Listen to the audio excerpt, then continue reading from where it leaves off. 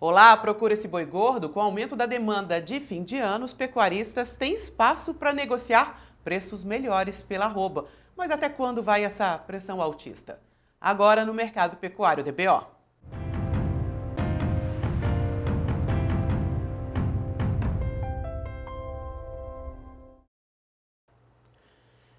De olho no aumento da demanda, a indústria investe nas compras. As escalas de abate são de 10 dias úteis em média no Brasil, a maior desde setembro. E para formar esse estoque de fim de ano é preciso ofertar mais pela arroba, o que tem ajudado a manter os preços firmes na maior parte das praças pecuárias. Outro incentivo é o aumento das compras pela China, que prepara o estoque para o ano novo chinês. A média diária de exportações foi de 10.800 toneladas nesses primeiros dias de dezembro. E também falando dos primeiros dias de dezembro, o indicador CPEA mostra um aumento do valor da arroba de 4%. Será que esse aumento se mantém para janeiro, fevereiro? É o que a gente conversa hoje com o Tiago Bernardino de Carvalho, pesquisador do CPEA. Tiago, muito obrigado pela presença. 4% de aumento na arroba do boi é um indicativo do período? Há uma tendência disso se manter? O que a gente pode esperar para o comecinho de 2024 também? Olá, grato novamente estar junto a vocês. Para mim é um privilégio aqui poder discutir e conversar sobre o mercado de pecuária. E realmente a gente tem uma valorização, né, como você bem mencionou aí, nesses primeiros dias de dezembro, podemos colocar os 10 dias, 11 dias de dezembro, uma forte valorização, muito motivado, né, por um volume interessante de exportação, né, saindo a primeira quinzena do mês. Então a gente está falando de mais de 10 mil toneladas diárias. Isso ajuda a formação realmente na busca de boi gordo no campo, assim como a gente tem entrando no período aí de final de ano, onde o volume de gado de confinamento diminui, a gente joga realmente uma escala, né, menor, né, para janeiro, fevereiro e março, por dificuldade de encontrar esse gado pronto para o abate. Então, essa valorização que a gente nota nessa primeira quinzena de dezembro, principalmente devido a esse movimento de compra de escala dessa indústria, das exportações, sim, mas também um volume menor já de gado disponível, pronto, né, gordo para o abate, principalmente pensando no confinamento esse ano, que foi, de certa maneira, um girão, podemos dizer assim, se existe esse termo, né, mas o primeiro giro foi postergado e realmente a gente fez um giro mais concentrado entre os meses de outubro, o gado saindo em novembro. Então, dezembro começa já com essa pressão aí de clima, exportação, formação de estoque final de ano, né, alongando escala e realmente essa questão de menos animais prontos para o abate. E obviamente pensando para 2024, né, se a gente pensar no se o pecuarista, né, o analista do mercado olhar os últimos anos, tradicionalmente a gente tem janeiro, fevereiro e março, tradicionalmente eu digo esses últimos 5 anos, 6 anos, preços superiores a outubro, novembro e dezembro. E olhando até o próprio mercado futuro, né, nesse curto prazo, com uma liquidez maior do que do longo prazo, a gente realmente tem preços em cima 3% maiores do que a média do último trimestre de 23. Então, sinalizando e, né, ratificando todos esses fatores que a gente disse, mas principalmente, tradicionalmente, uma oferta menor de gado pronto por abate na virada do ano, entre janeiro, fevereiro e março. Então, a expectativa, assim, do mercado é trabalhar com cotações superiores a esse final de ano. O que a gente pode esperar desse momento em diante quando a gente fala em ciclo pecuário? Já teremos uma reviravolta? Evidentemente que sempre a gente olha o retrovisor e fala: "Puxa vida, chegamos no fim do poço", né. A gente tem que sempre lembrar que é uma atividade de médio e longo prazo. Então tudo que foi investido em 21, 20, 21 e 22, ele está aparecendo em 23, e a gente deve ter alguns resquícios ainda em 24. Evidentemente, a gente já está partindo no ciclo da pecuária com uma tendência, mais estável e de alta, né. O baixo do mercado, eh, deve ter ficado para trás. Isso não quer dizer que a gente não vai ter uma volatilidade. A gente está falando de um mercado mais firme no começo do ano por causa de seca, menos volume de animais prontos para abate, mas por outro lado, a gente tem que sempre lembrar, eu vou ter o desmame. em abril, maio. Eu vou ter ainda a estação reprodutiva, por isso que eu falei da estação reprodutiva. Se a gente não tiver uma boa estação reprodutiva, esse período, entre outubro, fevereiro, a gente tem mais descarte de vaca vazia abril, maio e junho. Então, isso pode trazer uma volatilidade menor do que foi 23, sim, mas a gente pode ainda ter uma volatilidade, somando ao custo alto do grão. Será que eu vou confinar ou não vou confinar o ano que vem? Como que vai estar o mercado doméstico? Como que vai estar nossas exportações? Competição com a Argentina, em termos de mercado internacional de carne bovina e China. Então, são ingredientes que vão trazer e vão formatar esse cenário pecuário de 2024. De novo, eu acredito muito mais no mercado mais estável do que volátil, mas a gente podendo ter essas oscilações de preço. Isso vai ser natural. A gente ainda tem um volume de animais que foram produzidos em 21 e 22 que estão aparecendo agora. Sempre lembrando a questão do mercado de longo prazo, que é a pecuária de corte. Quais seriam, então, os pontos positivos para a gente ter uma pecuária mais estável em 2024? Você citou, né, como negativo aí a pressão dos preços dos grãos, a situação da Argentina, e para o outro lado dessa moeda aí, o que pode ser positivo? Tem coisa boa. Vamos lá. Uma coisa que a gente ainda não falou, consumo doméstico. Consumo doméstico que depreciou muito, principalmente 21 e 22, saindo de 30 quilogramas para 25 quilogramas, mais ou menos, em média, a gente já começa a notar uma recuperação. O brasileiro, ele voltou. Ah, Thiago, é porque o preço da carne bovina caiu. Sim, mas ele voltou a consumir.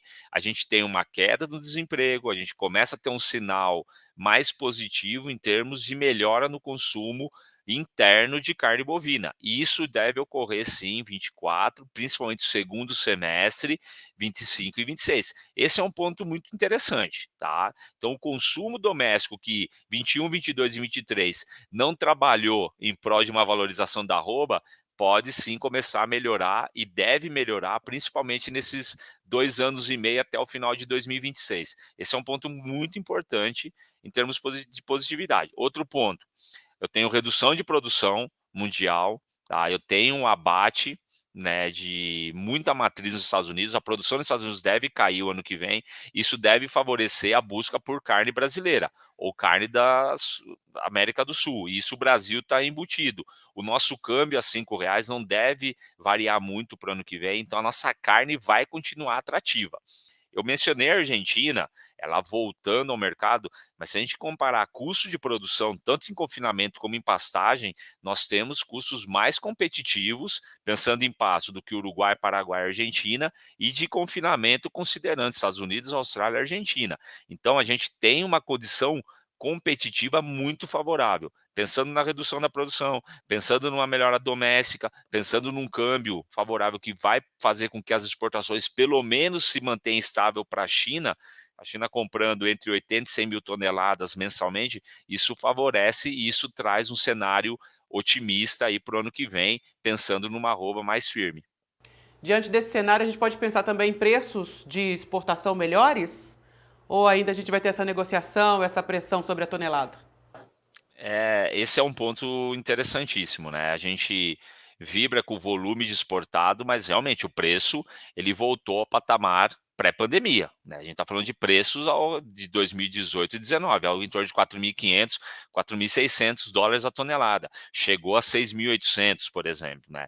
Provavelmente por todo esse cenário de maior oferta global, nesse período de transição, final de 23, meio de 24, ainda a gente vai trabalhar com preços mais estáveis no mercado internacional, tá? A gente provavelmente não vai voltar num curto prazo a 5.500, 6.000, podendo acontecer uma demanda maior do Japão, da Coreia do Sul, aí sim a gente fala, mantendo o mercado, o status quo, o que o mercado ele vem trabalhando nesse 23, mas principalmente no segundo semestre, a tendência é que os preços fiquem realmente estabilizados nesse patamar, oscilando entre 4.500 e 5.000 dólares a tonelada, não muito mais do que isso. Você falou muito aí numa reação do mercado futuro. É hora de travar os preços ou vem aquela história, vou esperar um pouquinho mais? Eu acho que o produtor ele tem que utilizar as ferramentas que eles têm disponíveis, perdão, para realmente se proteger, seja do custo, até mesmo seja no preço de venda.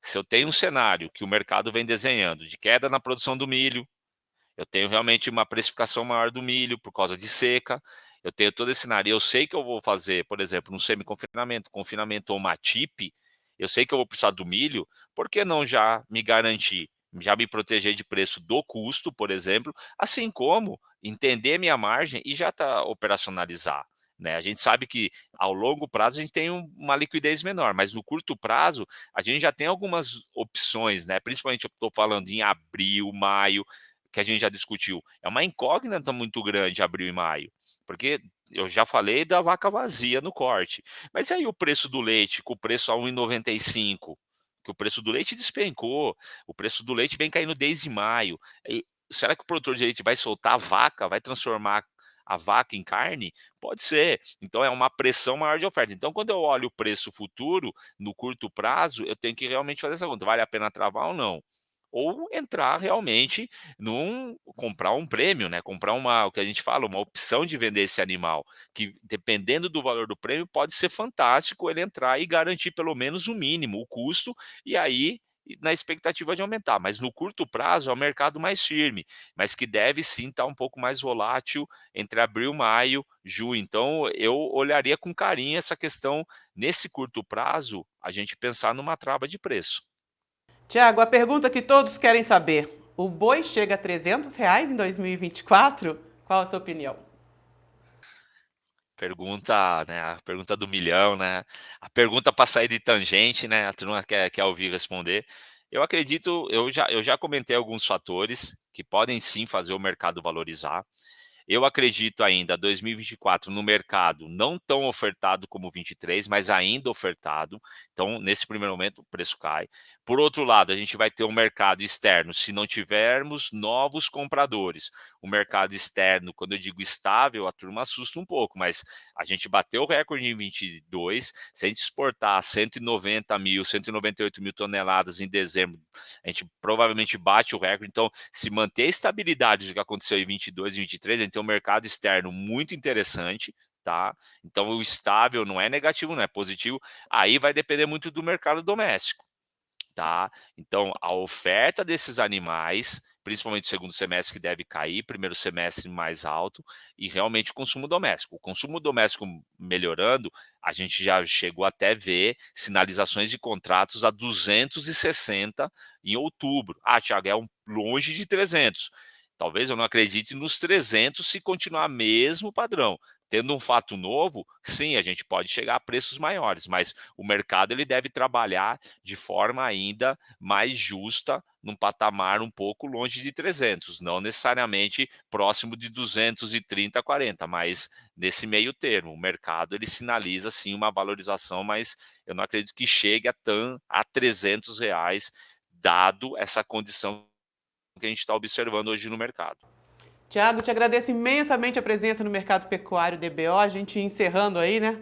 Quase entrando em 2024, encerrando 2023, esse ano tão desafiador para o pecuarista que deixa muitas lições, principalmente em fazer um bom trabalho porteira para fora. Eu que agradeço, a DBO é uma grande parceira, é muito importante a gente estar aqui, né, trazendo informação pecuário. Costumo dizer que 2023 e um pouco de 2024 é um ano de transição, serão anos de transição, isso é natural da pecuária, né, o ciclo cada vez mais curto, mas com muitas lições. A gente aprendeu muitas lições em 23, trabalhar a margem, a gente sabe que a produtividade ela me traz ganho, até em termos de premiação, então, o que resta ao pecuarista é realmente continuar focado em aumentar a produtividade para reduzir custos de escala. E sabendo que é uma atividade de longo prazo. Tudo que eu investi em 23, eu vou colher 25 e 26, quando a gente vai ter um mercado realmente mais forte, tá? Seja por consumo doméstico, seja pela dinâmica de baixa oferta. Então, é um período de muitas lições, mas que a gente deve continuar investindo. Desejar para vocês aí um bom final de ano, né, e um ano 2024 com certeza melhor do que foi 23. Um grande abraço a todos. Obrigada, Tiago. Volte sempre. E 2023 deixa uma grande lição para a pecuária. O trabalho precisa ser bem feito também da porteira para fora. Se proteger com as ferramentas de negociação que estão aí disponíveis. Não dá para ficar esperando pelo melhor preço da arroba ou vou segurar para ver se sobe mais. Às vezes esse aumento não vem. E existem muitas variáveis que estão fora do nosso alcance. A pecuária precisa se modernizar também na negociação. Todos os especialistas que passaram aqui no mercado pecuário ao longo de 2023 são unânimes em dizer: conheça e utilize essas ferramentas. É para garantir as suas margens e também reduzir os riscos. O mercado pecuário faz uma pausa nesse fim de ano e nós voltamos em janeiro. Eu agradeço demais a sua companhia ao longo do ano tão desafiador. E vamos juntos, eu, você e a DBO, rumo aos 42 anos ao lado do pecuarista. Muito obrigada pela companhia, a gente se encontra. Tchau!